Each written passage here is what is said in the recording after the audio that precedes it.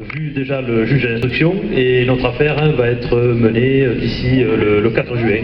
Donc si nous avons une date avant le 4 juin, vous serez invités à venir parader devant le palais de justice de Carcassonne. Alors vous êtes mis en examen avec Jean-Pierre, alors comment s'organise la riposte là, actuellement? Disons que on a voulu défendre un agent qui a subi de fortes discriminations syndicales et on a voulu rencontrer le maire pour avoir une discussion et trouver une solution. Nous n'avons eu aucune discussion et par la suite nous avons fait paraître dans la presse des communiqués qui n'ont pas été suivis par ce maire sans réponse et donc on a voulu taper beaucoup plus fort et nous avons fait paraître et distribuer à la population de ce village un tract dénonçant tout ce qu'on faisait subir à cet agent.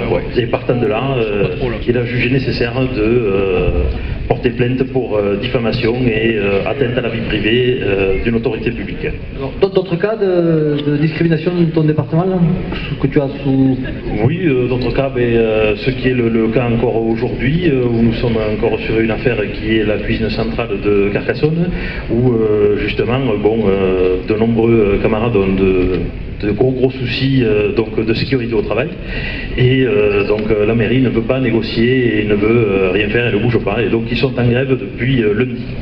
Comme dans un autre cas que nous entendons tout à l'heure lors d'une intervention, il semblerait que le procureur, il ne faut pas l'oublier, qui était aux ordres de l'État, finalement là, alors qu'il a l'occasion de laisser tomber, parce que comme tu as expliqué, si au bout de 3 mois, il n'a pas donné suite, la plainte tombe de fait, il a bien fait comprendre qu'il ne laisserait pas tomber. Disons que c'est ce qu'a dit notre avocat, il lui a fait comprendre au procureur que il souhaiterait nous revoir après 3 mois. Il a dit non, je les reverrai avant 3 mois. Donc on a décidé de faire quelque chose de marqué, quoi. Donc pour toi ça confirme qu'il y a des ordres de l'État pour exercer la répression syndicale. Tout à fait, oui. Merci, Christian, on l'applaudit. Une plainte d'un salarié qui était venu, qui m'avait transmis anonymement des documents prouvant que la société Tefal, en lien avec mon directeur de l'époque, les RG, la préfecture, le MEDEF, ils étaient tous ligués pour me faire dégager. Donc comme j'ai osé ouvrir ma gueule, je suis condamnée. Je remercie pour ça le parquet d'Annecy qui est toujours sur mon dos d'ailleurs. Donc j'ai fait appel de ma condamnation en espérant dans quelques mois être enfin relaxée. Sinon, ma présence ce soir, je suis présente en tant qu'inspectrice du travail et syndicaliste, puisque je fais partie du syndicat Sud. Je tenais ce soir à dénoncer toutes les formes de répression syndicale, toutes les attaques menées contre le droit du travail, toutes les formes de répression des lanceurs d'alerte, puisque le salarié qui m'avait transmis les documents est un lanceur d'alerte et qu'il a été condamné comme moi, toutes les violences perpétrées par l'État contre les opposants à la loi El Khomri ces dernières semaines, dont on parle peu dans les médias. Force est de constater que nous sommes aujourd'hui en état d'urgence sociale. Lorsque j'étais étudiante, pas très loin d'ici à Montpellier, et que je travaillais au McDo, ou comme intérimaire manutentionnaire, ou comme femme de ménage au sein de grandes sociétés de nettoyage, j'avais pleinement conscience à l'époque d'être exploitée et malmenée. Le quotidien était pénible et laborieux. Se lever tous les matins pour faire un métier qui ne nous plaît pas, qui nous use physiquement et psychiquement, le tout sans que ça suffise pour pouvoir vivre décemment, c'est ça l'esclavagisme moderne. Le procureur Amiens qui a décidé, malgré l'arrêt des poursuites de 2 cadres et de la direction, de nous poursuivre. Ce procureur décide à Amiens, seul, c'est ce qu'on veut nous laisser croire en tout cas, pour la première fois en France, sous la 5e République, de demander des peines de prison fermes de 24 mois, donc 12 mois fermes et 5 ans de mise à l'épreuve. Le 12 janvier, après une mise au délibéré, les juges, soi-disant indépendants, vont dans le sens du procureur et acceptent ce qu'il demande. Nous sommes condamnés le 12 janvier à 24 mois de prison, 9 mois fermes, 5 ans de mise à l'épreuve. Alors qu'aucune preuve n'est évidente vis-à-vis de nous. Le procureur aujourd'hui, en réalité, c'est Valls, c'est le gouvernement qui a décidé de faire de la lutte des salariés dans notre pays une chasse aux sorcières. Partout on le voit en France. Je suis allé à Marseille, je fais le tour de France depuis le 12 janvier et partout où je vais, je vois des choses accablantes, délirantes, qui démontrent très clairement qu'il y a dans notre pays une justice de classe. Certains disent qu'il n'y a plus de lutte de classe, par contre il y a une justice de classe. Je pense qu'aujourd'hui, derrière les Goodyear, il y a surtout un message très fort de la part du gouvernement. Il faut couper la tête de celles et ceux qui ont décidé de dire non à la continuité des reculs sociaux dans notre pays. Parce que aujourd'hui les Goodyear, demain l'Air France, la camarade de l'inspection du travail, mais si nous n'arrêtons pas purement et simplement dans la rue, tous ensemble, au même moment, ceux qui ont décidé de nous faire la peau, je vous garantis que je donne peu cher de notre peau à nous tous, que ce soit les salariés ou ceux qui sont censés les défendre, qui s'appellent les organisations syndicales. Derrière la lutte, parce que le gouvernement, lui, il est en lutte. Le gouvernement, il est en randonnion. Le gouvernement, il n'est pas dispersé. Le gouvernement, il sait bien ce qu'il fait. Il tape, il ne s'arrêtera jamais. Jamais, sauf si nous décidons ensemble d'un commun accord, parce que nous en avons trop subi, parce que nous avons trop reculé, parce que nous n'avons pas été capables de les faire reculer et d'obtenir des conquêtes sociales. Si nous ne sommes pas dans cette capacité-là, à partir du 31 mars, mais aussi dans les jours qui vont suivre, pour non seulement exiger le retrait pur et simple, sans condition, de ce projet de merde, d'une loi qui ne s'appelle pas travail mais chômage, qui est la continuité des lois Macron 1, Macron 2, Delany et aussi des signataires. Et moi aujourd'hui je voudrais aussi que l'on parle 5 minutes de la situation d'une organisation syndicale qui s'appelle la CFDT, qui ne se cache pas, qu'elle signera, c'est juste une question de temps, mais elle signera cet accord. Il faut qu'on soit clair avec cette organisation syndicale. Nous n'avons rien à voir avec ces gens-là. Nous n'avons pas de négociation, pas de discussion à voir avec eux. Par contre, on peut quand même s'apercevoir d'une chose. Le 12 mars, cette organisation syndicale tant aimée du gouvernement et de Valls, elle a réuni combien de personnes en France? À peine 1500 pour soi-disant venir dire que ce projet serait bon si on l'adapte, si on l'adopte, si on le mandate et si jamais effectivement demain on le rend peut-être un peu plus, je dirais, vendable, marchand.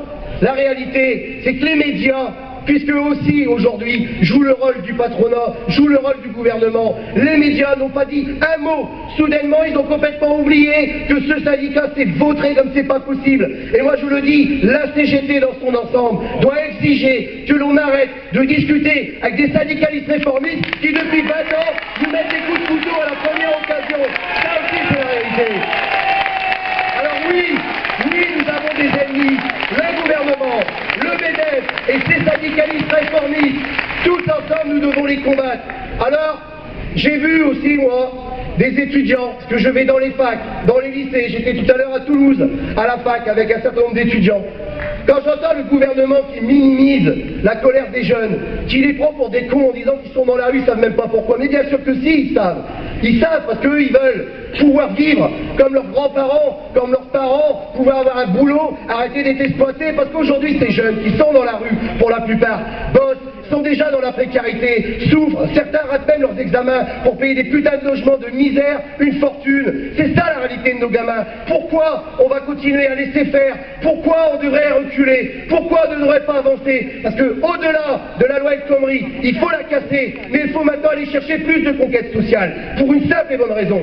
Le code du travail aujourd'hui est censé nous protéger, mais pour autant ce code du travail, il n'empêche pas des centaines de milliers de licenciements, ce qui prouve que non seulement on n'a pas besoin de moins de droits, mais de plus de droits. L'interdiction dans les entreprises qui font des profits, comme chez le cas chez Goodyear, cette loi qui nous avait été promise par un candidat, Pinocchio, le plus grand menteur de la planète, qui s'est foutu de notre gueule, qui est allé sur des parkings chercher des voix chez les ouvriers, qui l'a trahi. Ce gouvernement illégitime, puisqu'il fait la politique inverse pour laquelle il a été élu. C'est tout ça qu'il faut qu'on mette dans les débats. Alors oui, si vous me criez pour dire que je ne suis pas un bandit, je ne suis pas un voyou. J'ai tenu tête avec mes camarades de chez Goodyear à une multinationale qui fait 2,7 milliards de profits nets après impôts, qui va verser 800 millions d'euros de dividendes à des actionnaires. Et parce que j'ai tenu tête à cette multinationale, aujourd'hui on veut me faire payer le prix fort. Mais c'est pas les 8 de Goodyear, c'est pas les 8 de Goodyear. C'est tous ceux qui en France, comme nous, pensent qu'il faut plus de justice sociale, qu'il faut que l'on arrête de se laisser matraquer la gueule par des médias, par un gouvernement, par un MEDEF qui se foutent trop de... Ça fait trop longtemps qu'ils se foutent de notre gueule. Donc il va falloir, tôt ou tard, qu'on y aille, qu'on fasse pas semblant.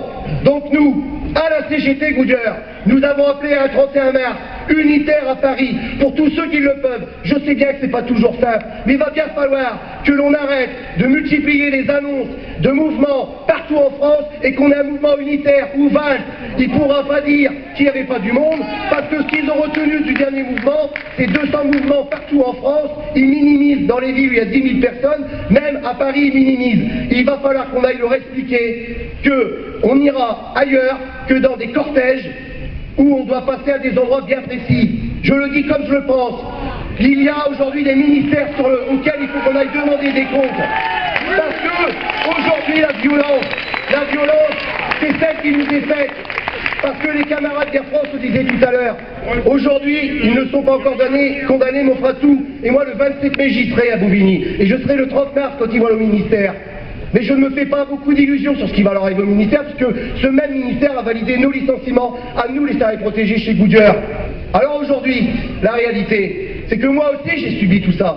Des gardes à vue, 48 heures, brigade de recherche criminelle qui est venue me chercher chez moi en Normandie, il venait d'Amiens. Ensuite on m'a reconvoqué 2 fois, 48 heures de garde à vue. Voilà ce que j'ai subi, des mises en examen. Et pour autant, je l'ai dit et j'irai au bout de ce combat. Je ne lâcherai rien parce que je n'ai rien fait. La seule chose que j'ai faite, c'est de me battre comme les anciens ont fait en 36 pour obtenir des droits, plus de justice pour nous et moins pour les patrons qui se voient. C'est ça la réalité dans notre pays. Voilà.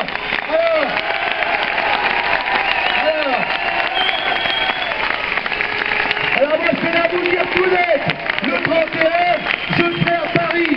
Il y a partout en France, et notamment en Nord-Pas-de-Calais et Picardie, des trentaines de cars qui vont venir du nord vers Paris et d'autres régions.